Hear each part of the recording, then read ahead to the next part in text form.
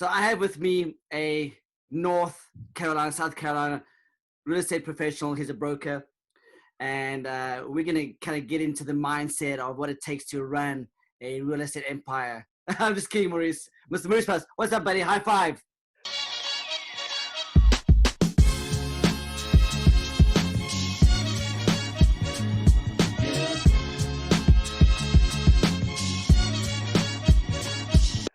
High five. High five, man.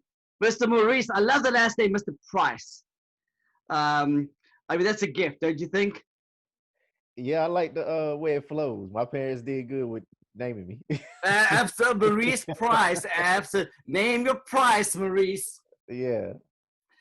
Hey, my friend, thanks for connecting. We're LinkedIn connections, and I love the network, and I'm always looking to connect with real estate professionals all over the world. Funnily enough, I don't have anybody in North or South Carolina, and you're licensed in both states, right? That's correct. You have Since to you be. don't know anybody, you do now. Thank you. But you're a broker, Maurice, aren't you, as well? You've run some brokerages before? Oh no, well, I will soon. I'm sure you will, yeah. Yeah, I'm still under. Okay. And then, Yeah, what's your... I'm activated under Costello Real Estate Investment. So Yeah, okay, got it. Absolutely, yeah. Like, we call ourselves brokers, yeah, but we're not really like a licensed broker. We just call ourselves brokers for some reason because we're brokering the deal. yeah. But you're also doing some investments, right, Maurice? Or how's that looking for you guys now with the quarantine and all the pandemic, stipulations and requirements? The pandemic, like I said earlier, that real estate hasn't slowed down, and the Mm, pandemic is not slowing anything down for real estate. So as far as investments, this is like an investor's dream of what's yeah. going on. And I've been getting calls left and right, emails left and right from investors that are looking for particular properties that could be going into foreclosure, even though there's been like a forbearance Yeah. going on. They're still like, they want to keep in contact with those homeowners. And Oh, yes. yeah, so It's like anything, whether it's good or bad times, Maurice, there's always opportunity. It's how you think about it. It's in your mind. You know what I right, mean? Every day can be a bad day. Every day can be an amazing day. right.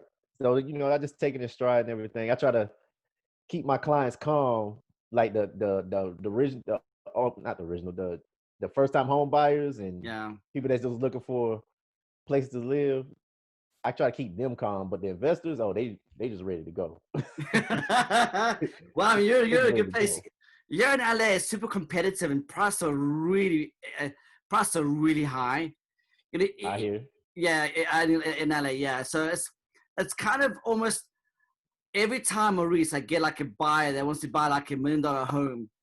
It just kind of boggles me because of $1 million home maybe in like a Colin, Idaho, or in Nevada. It's like half the price, or say 75 cents on the dollar. Even it's about half, 50 cents on the dollar. But you can't send it to business. This is business, and there's a cost of Right. doing business, and that's what they want. And have you been out to the West Coast before, California? I've been before, not since I've been licensed, Yeah, I'm just trying but to I've think been what before. what the difference would be. Like, I do like that there's your East Coast, which is great, and you've got Florida, you've got New York, you've got everything around you. So I'm just, and of course, I know a lot about North Carolina and South Carolina because of HGTV, or DUI and so forth. Sorry, do it yourself. So that's kind of been really helpful. What do you see for the future in your states right now in development, or any big suburban community developments going on, or has new development slowed down? Well, like you said, I'm licensed in both states in North and Mm. South Carolina, but I'm based in Charlotte. The city of Charlotte is in North Carolina, and Okay, I'm born and raised there, so I've seen pretty much all the development here. got it. So the development hasn't slowed down. Development hasn't slowed down. They it's spread out, so to speak, because Okay, Maurice. they've been developing Charlotte for so long. It's getting kind of what people call crowded, but they build around Charlotte in certain areas, and then as far as South Carolina doing the same thing in like suburban areas, they they looking for land, so they'll just hire an agent, look for land, and then they build on that land. And then I have clients looking for new construction, so we'll just go out there and just check it out. Right. Whenever I'm sorry, whenever I'm driving around the city, I always see new construction signs anyway. So You're bird dogging, absolutely, yeah, yeah, pretty much.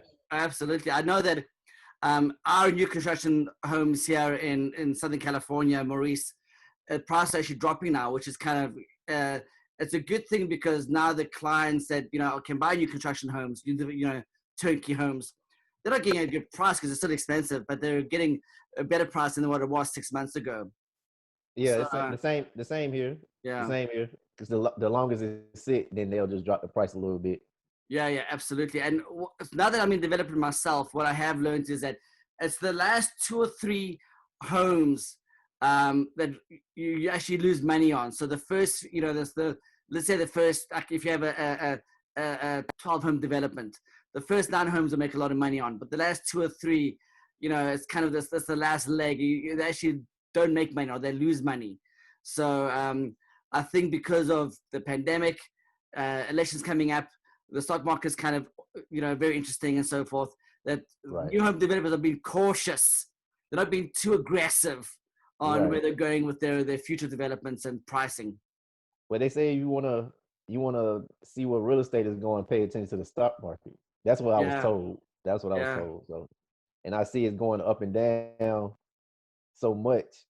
Like right now, we're in a seller's market. So everyone, a few people I talk to that want to buy a home, they want to wait for the market to change. And I'm telling them, like, you might as well get in now since the interest rate is so low. Yeah, we know this, Maurice. There's no, you wait, you lose. If you want something, you do it now. And if you can afford, you do that. If you can't, then you can't do it. Then that makes sense.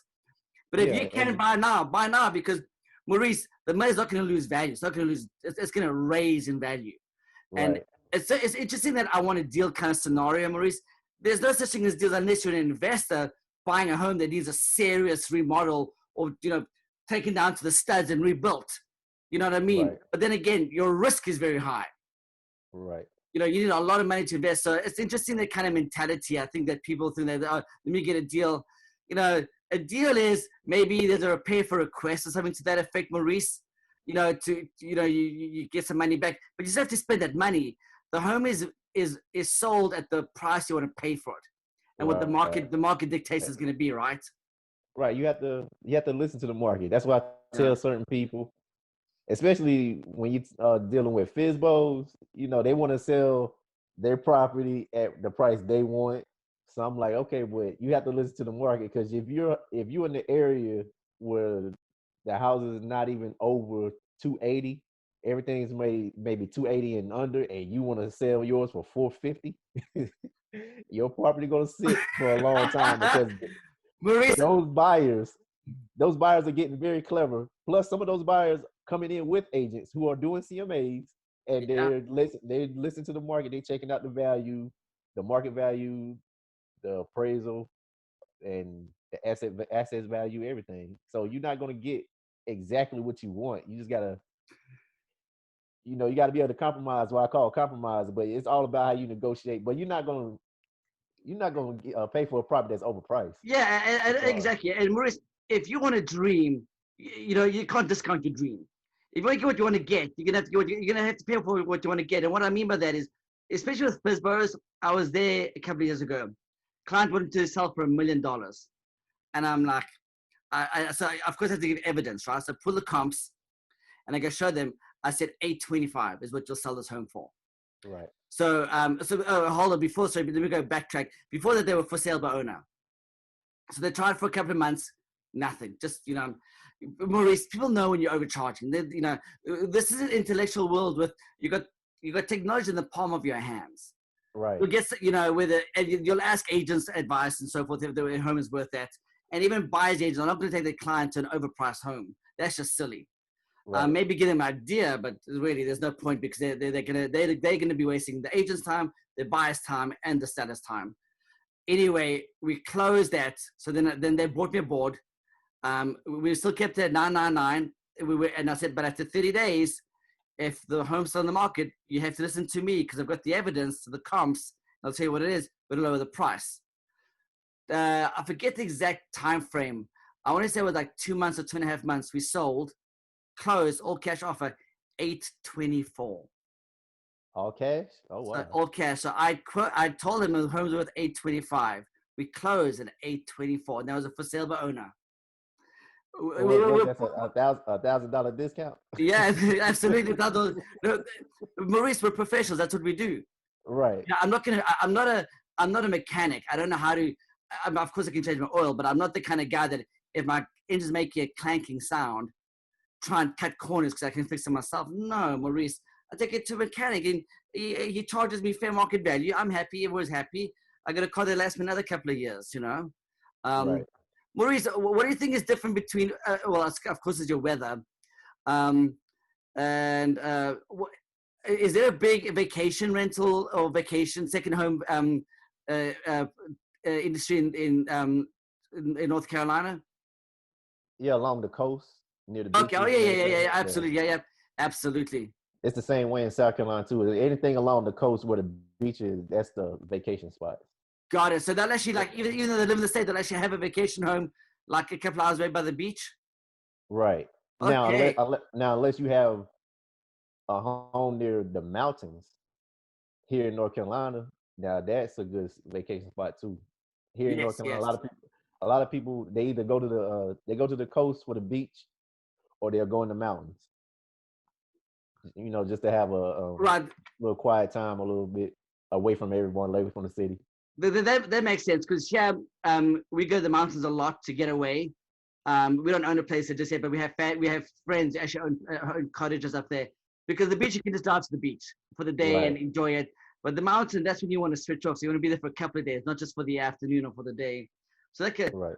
it's interesting how that works. It kind of does make sense where, you know, um, a beach property is over here starts at 1.5. I'm just talking, beach property is at Huntington or Newport or Laguna Beach or Monarch Beach and Dana Point. So, but a cottage up in the mountains can be, anywhere from $200,000 and up. Right. So you can, and it's also a lot of Airbnb and Verbo. Vacation rental is very very big here. So It's big here too. yeah, yeah, I love it. It Isn't that is. an amazing opportunity that people can make extra income with their Yeah, other property? that's especially around this time, because the pandemic, a lot of people don't want to pay their rent. Yeah, So some of the investors want to get rid of the property, but at a time like this, you want to try to adapt. So if you have a rental property and you can't get a tenant in, you might as well just like you say, transform it to an Airbnb. yeah. It's pretty much a better deal anyway versus Oh you yeah, getting a tenant where you getting paid once a month versus right. you get a actual customer for an Airbnb. You get paid for like the days they stay. Right. So yeah. You actually get paid. And also, right now, you can't rent it out because you don't know if the person is going to be working anytime soon or if they are really working. Of course, you'll do your due diligence, but, the, you know, I mean, it's not that bad. Maurice is bad, but there's still a lot of people working. LA was still super busy. I mean, a month ago, the freeways are quiet. Now they're back to almost back to capacity or they used to be. So now there's a lot of traffic again. It'll take you, what took an hour, will take you 2.5 hours now because things are getting back to normal. So Yeah, same way here too. yeah, incremental stages of opening up this new. Okay, now we can open up salons if they're outside, on the sidewalk doing nails Right. and hair. Yeah, we today we just opened up a new phase because they numbering the phases and everything. We had Yeah, phase 2. We had phase 2.5. So now right now we on phase 3. Today North Carolina's on phase 3. so nice, Maurice. so So, the so, bars are opening up. so for you, Maurice, being ambitious, I see that you want to invest in properties and so forth. And what does the future hold for Maurice Price? And what's your vision? Let's just pretend with me for a moment, yeah. In 5 years' time, where do you want to be, Maurice? 5 years from now, I want to be. I see myself already well established. Yeah, Investments, dabbling in investments. I'm still gonna be licensed because I work too hard to get yeah. licensed. Just when you Um, do your extra 40 hours and keep your license right. available. Yeah. So yeah, I expect to have a portfolio and still work with clients, investors, and more so geared towards the luxury market. Yeah, very nice. I want to get more into that one. But yeah, 5 years now I want to be established in that field or that market. Right, absolutely. Yeah. You could, Maurice. Here's what I've done is so, and I'm talking for California. For you, I don't know your market well, but you can kind of do the numbers. But out here, uh, let's say average price point for like an apartment, a condo, or a home. I'm talking across the board Okay. is $500,000. So if I buy one property next year, 2021, and then I double that by buying another property the following year, in 10 years' time, I would have had, I believe it's like close to 512 properties. I must have a look at my journal. And I added that up to being, I mean, that's $500 million in real estate, gross worth of real estate. Net, it depends on the mortgages and what I'm getting back in return. But that's kind of my philosophy. What I'm looking at, Maurice, is I really want to get into becoming a landlord. Just like all the wealthy guys do, the Grant Cardones, the Robert Kiyosaki's, all these guys that are making, uber amounts of money, is every year just double my portfolio. Right. So They the reason leverage, I got into this business. yeah, exactly. So and it's the only business, Maurice, besides the stock market. But then again, that's a very risky side of making money. It's the only Right. business where the harder you work and the smarter you work, the more money you can make. Right. It's not like a job where it doesn't matter how smart you work, you're still going to get paid like $15 an hour or $25 an hour. You're not going to make more money. You might get a bonus or a raise at the end of the year. But even then in California, our raises vary between 2 to 5%. It doesn't go higher than 5%. So you're always capped at 5%. So you're making 100 grand. Well, next year you're making 105 grand. I mean, 5 grand doesn't change your life. 5 grand No, it just makes it doesn't. a little bit easier. But you're not going to go and buy a new car or a vacation rental with that kind of money. Right. You're just maybe you can buy extra few bags of groceries now. Yeah, you can do that. You know what I mean? So Yeah, I agree with you 100%. look at that. I mean, Because I looked at it and because that can make sense because you can leverage the property to buy the other property. So I buy it for $500,000. Then the following year, I can go to the bank and say, listen, it's worth now say 600 or 650. I want to take some equity and go buy another property. So now I've got two. And then the third year, just keep doubling it. And right. then, I think it's like 512. I forget, please don't quote me, but if you can look at that model, and then in North Carolina, what's the average price point for like a property, whether it's a condo, apartment, or multi-unit home or a single-family home? They just keep doubling that. So now I went from 1 to 2, 2 to 4, 4 to 8, 8 to 16. And within 10 years, you got hundreds of properties, and then you add up that dollar amount value per property. There's your gross. There's what Maurice Price is. Not his net, his gross. He's worth $500 million.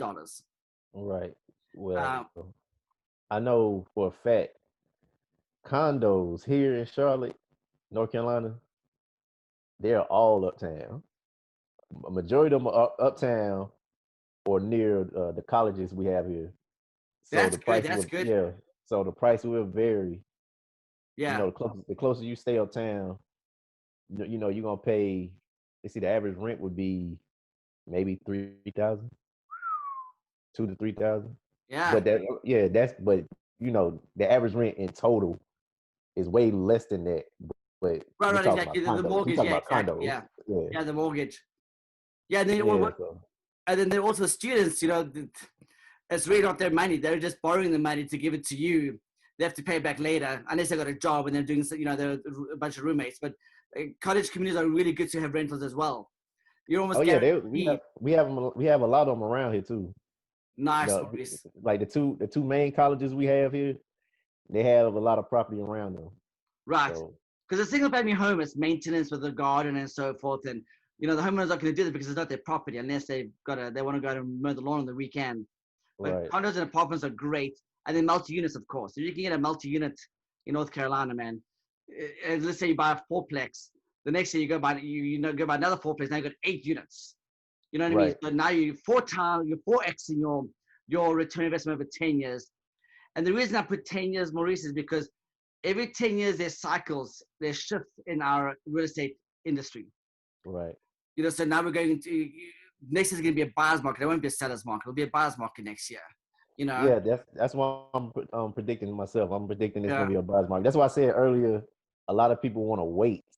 Yeah. And I'm like, okay, it might be a buyer's market next year, but the interest rate might change. Oh yeah. Oh yeah. So Nobody it's has low a crystal now. ball.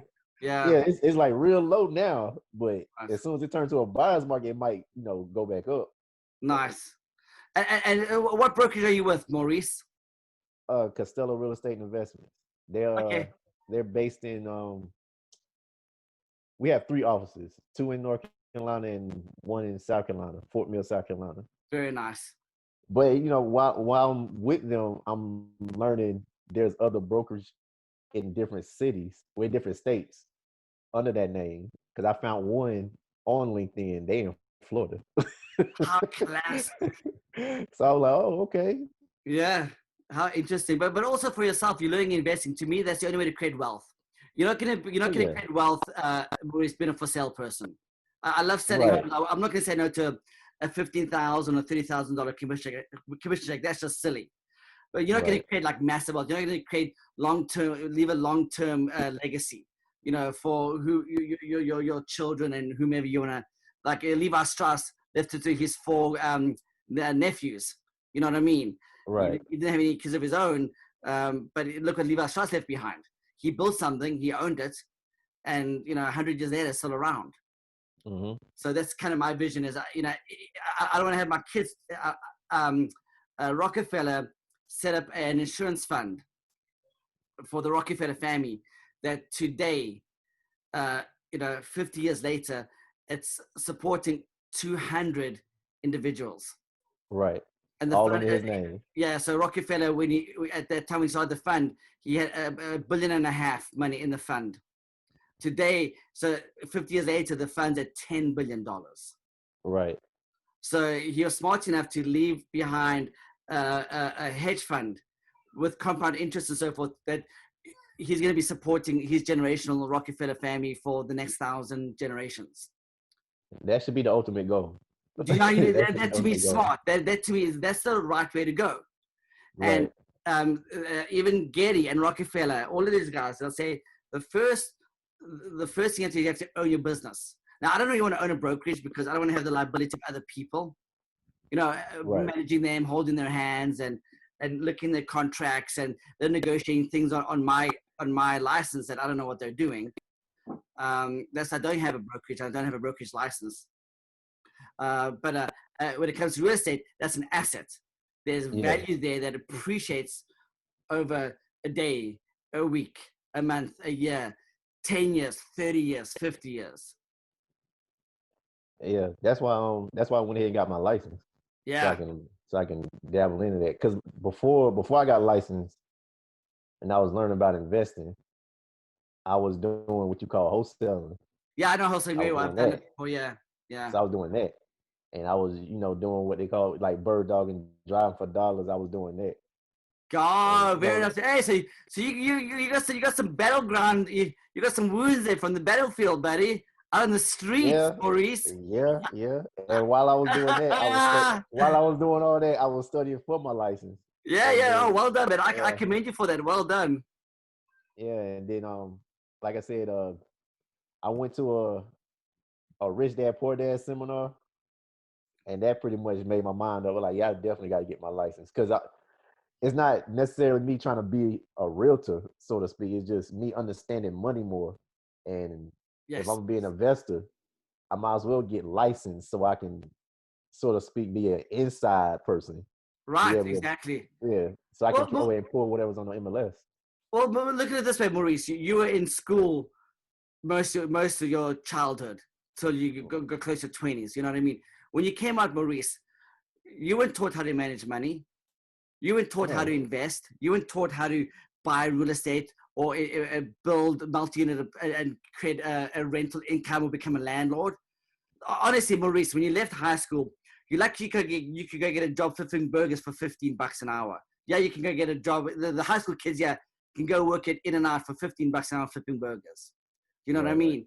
And that's almost 18 years of their life. I mean, come on, Maurice. It's such an archaic system that what you're doing is you took initiative and you went out and you started searching for secrets and understanding of how to create wealth. That's exactly what you did. Yeah, And I always had that entrepreneurial spirit while I was in school anyway. So I, yeah, I believe you have to hustle. But not only hustle, you've got to have grit. And I know you've got grit because I know what wholesaling is hardcore, man. Wholesaling, yeah, it is. multiple offers, you're competing against investors and other guys undercutting. I mean, it's a brutal industry. So I know you've come from like, being in the street when it Yeah, comes one to real estate. one guy took me under his wing when I started wholesaling because Wow. I was just calling random numbers that was on Craigslist that were posting their property on Craigslist, and I was Right. calling them and see who was in control of that property and try to make a deal with them. And I picked the right person. This guy took me under his wing, and he was like, "Yeah, if I didn't take you under my wing, and you was trying to get this particular property, we would probably cut you out the deal." Right. Absolutely. I was like, Yeah. "Wow, But you know this, Maurice. You don't know what you don't know. So when someone else right, teaches you and shows you the ways, man, first of all, you're not making mistakes because they've already made the mistakes. And the second of all, it's expediting the process. They'll get there faster. So right." I love that, man. I love that. Well, Maurice, for you and where you're going right now and kind of there, well, what would be your goal for next year? Because this is kind of almost in a sense over. I mean, Maurice has just been, one of those events in life. What would be Maurice Price's goal for 2021? 2021, the market shifts. Yeah, yeah. Continue to grow my network, my my clientele list. Uh, I'm gonna touch the luxury part. Yeah, I like that, Maurice. I I'm gonna like that. touch that. I like that. You know what? Even what I would do, Maurice, what I did when I first got into luxury is I joined a real estate company, of course, when I got my license. But I started going. So I was living in Long Beach at the time, and a few cities down was Newport Beach. I went and hung my license in a Newport Beach office, and I went out there, hung out there all day long.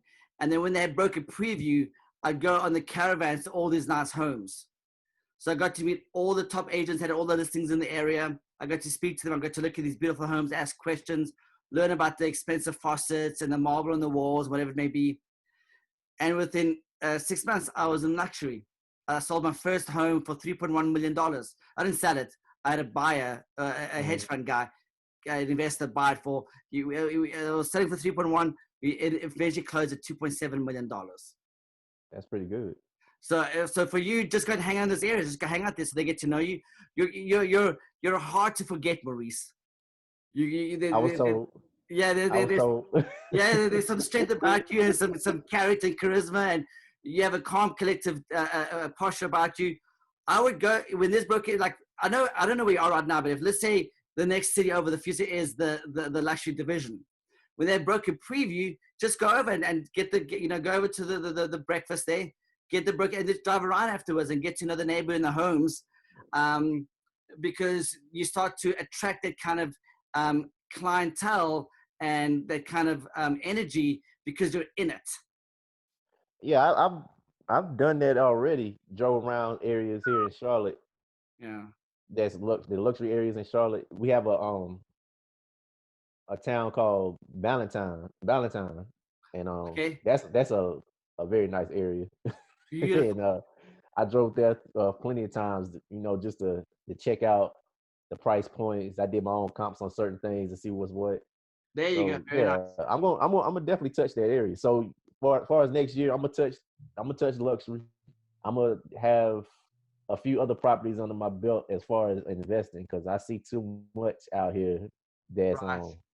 that So so, is so just great opportunity out here right now. can we agree? Like when me and you catch up, because we're gonna catch up, we are gonna catch up. I'll probably even if I come past your area, that in a year's time you're in the luxury world, and you at least have just one investment property. I mean, I'm not saying, but at least you've looked at some. It's always easier said than done, but at least it's a nice goal to set, Maurice. Oh yeah, the goal is set. And for me, so I need to have one investment property by the end of next year, and so do you. So I'm holding you accountable. You're holding me accountable. That's fine with me. Hey, That is Maurice, where's fine. it? So we have to show each other what it's the 2nd of October. Me and you have to show each other this time next year our investment property. And I'm just at least one. Listen, if you've got 10, dude, that's awesome. More power to you. But I'm just, I've got a family of 5. I've got a big family to feed. And, I'm doing some developments over here that's kind of tied my money up. So we'll do that. Okay, Maurice, is that fair? That's fair. Hey, like I said, Mr. Maurice you know, Price, I'm holding you accountable, brother. You hold me yeah, accountable, and we're going to do it. yeah, of course. We locked in now, so you know how to contact me. I can I got your contact number. you. I got your email. Yeah, you got it all. So if you get it in your spirit, you feel like I'm slipping, you just shoot me a text like, "What's going on?" I'm like, "Oh, let me get back on my game." Thank you, So Maurice. I appreciate that very, very much. Hey, Maurice, let's end it there. We've had some good time together. I'm really glad we got to connect. I appreciate you reaching out to me. You're a wonderful gentleman. I wish you nothing but massive success, my friend. Massive success. Like I'm I talking like appreciate that. abundance, like it blows your socks off, that kind of success. Yeah, I appreciate that. I appreciate you. And anything you need from me, just contact me. You I'll got do me. that. You got me for life. Just say that. You Thank you, got me for Maurice. life now. So I'm part of your network. So you I want to be just part let of me the know. Price Network, my friend. That's what I want to be a Oh, part of. absolutely. I got you. I'm gonna lock you in. You just need to text. You matter of fact, just text me your number so I can just lock you in because you I got my will. number now. So Yeah, for just sure. just send it to me. I'm gonna go ahead and lock you in. I will. And Thank you, Maurice. Be blessed. Be blessed in everything. Make 2021 the best year ever. And let's be in touch. oh yeah, same to you. You make the best of 2021 coming around. Thank you. I'll speak to you soon, Maurice. Cheers. I